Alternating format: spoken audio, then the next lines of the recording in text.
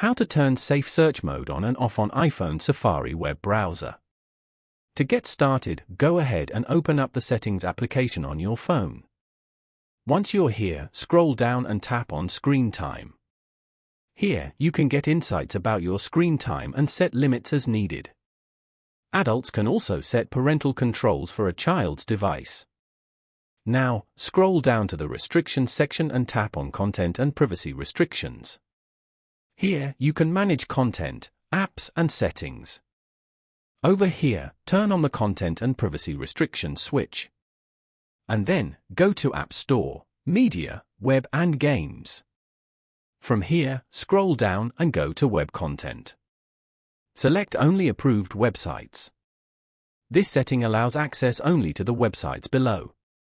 Following these steps, you can easily turn safe search mode on and off on iPhone Safari web browser.